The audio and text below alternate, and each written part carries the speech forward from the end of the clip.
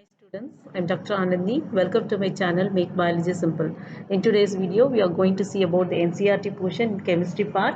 Under that, we are going to see an alcohols. In the alcohols, we are going to see about the ethers. Ethers alone, we are going to see what is the name, how we have to pronounce it, how we have to IUPAC name. That is a technical term, how we are going to name it. All this we are going to see in today's video.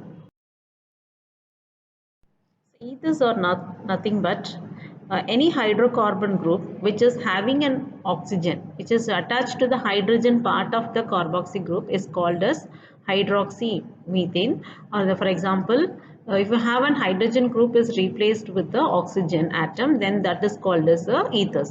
So ethers may be simple. That means if both the group are attached to the compound is same, then it is called symmetrical. Or if two different groups are attached to the oxygen part of the group, then we call it as unsymmetrical. So that it is called as two different groups.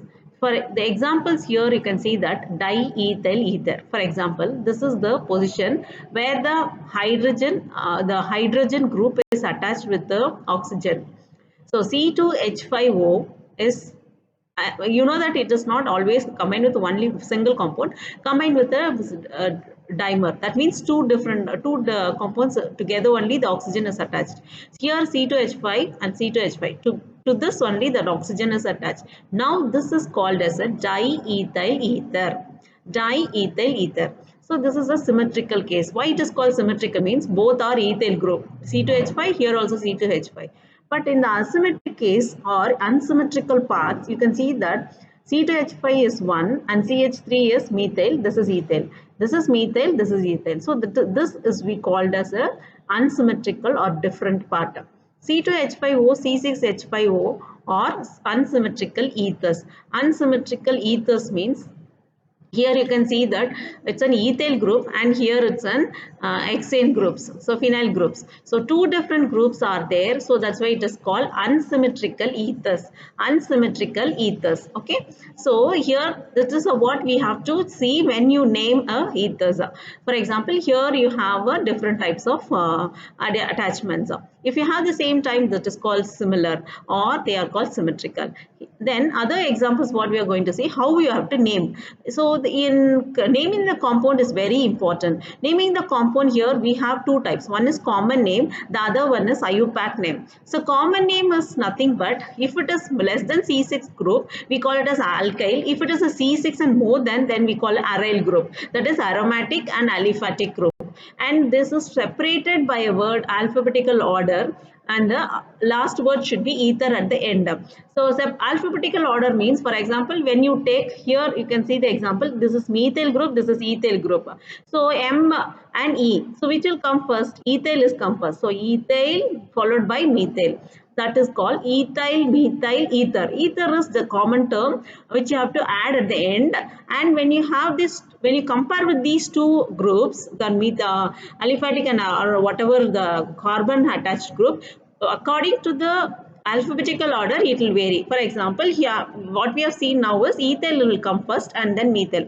But in the IUPAC name, it is not like that. We have to add a di. That means if it is two groups is there, we have to add di, and then you can see that di, what is it? It is ethyl. So you have to just add diethyl and then ether. This is a common name. But coming to IUPAC name, you have to go for the ethoxy ether.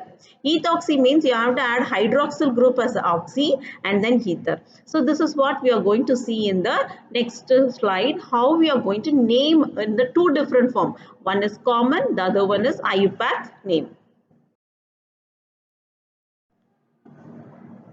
So this is a very good example what we are going to see in today's slide. Here you can see ether. Ether. This is an example of simple ether with the asymmetric. Asymmetric means both are having the same carboxy group, CH3, CH3. So what should the common name come? It is dimethyl group. So dimethyl and just ether you add. But when you come for the IUPAC name, you have to say methoxy. That is, one is methoxy, the other one is the same as you have, whatever it will have the trivial name, you have to write it as methane. So methoxy, methane. The second group you can say both are ethyl groups. So diethyl ether.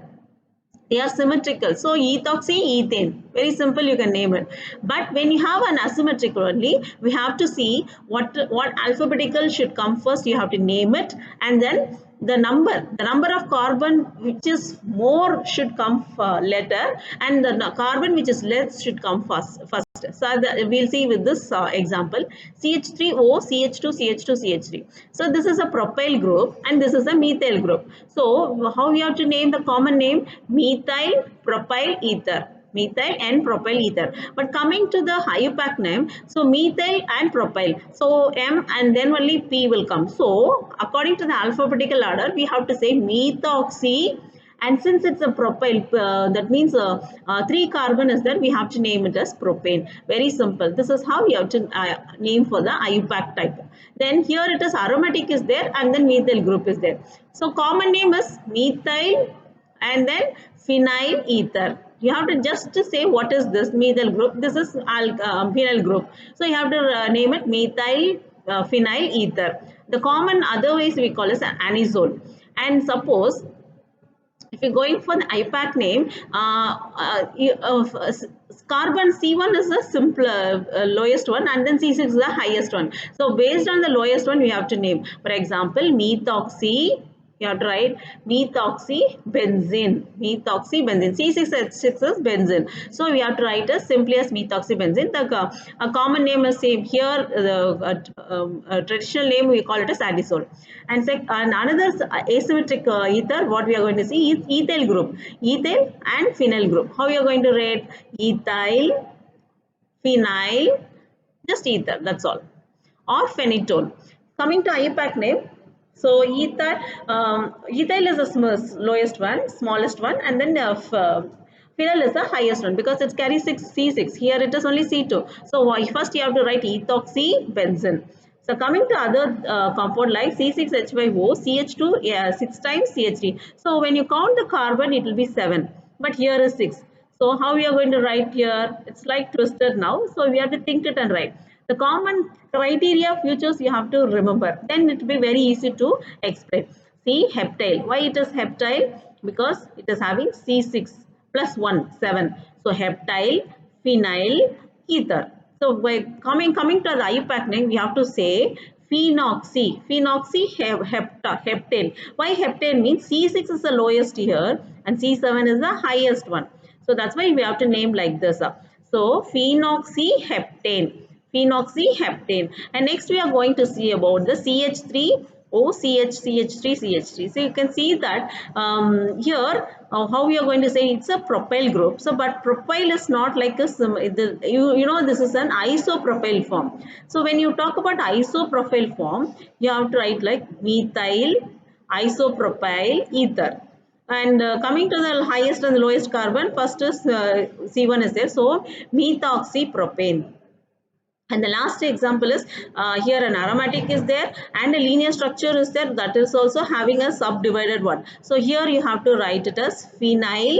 This is phenyl group, and then this is the isopentyl group. Isopentyl because it carries 5 carbons. 1, 2, 3, 4, 5. 5 carbons. So isopentyl ether. Coming to IUPAC name, C6 is there, C5 is there. We have to try to see that 1, 2, 3. Third position you have 1 carbon. So what you have to say? 3 methyl. This is 3 methyl and 4 is there. So that's why we have butoxy. Butoxy means 4. Butyl means 4. So 4 carbon. Butoxy and then benzene. So last one is this one. It is here common name is not there because we are going to directly IUPAC name. Here 1, 2. This means CH2, CH2 is common and the both sides are OCH3 is there. So how you have to name this different compound? We have two types of ethers attached here. So how you write this means 1, 2 dimethoxy. This is methoxy. Then what is C2? Ethane. Very simple. You have to write ethane. So 1, 2 dimethoxy.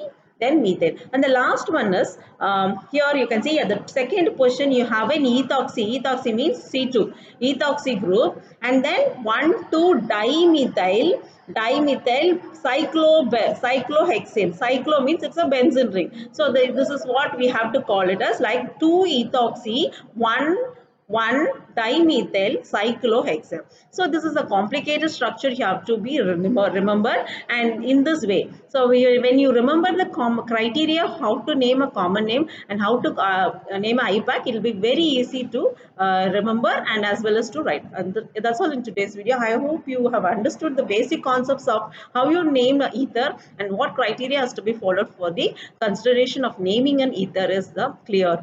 Thank you, students.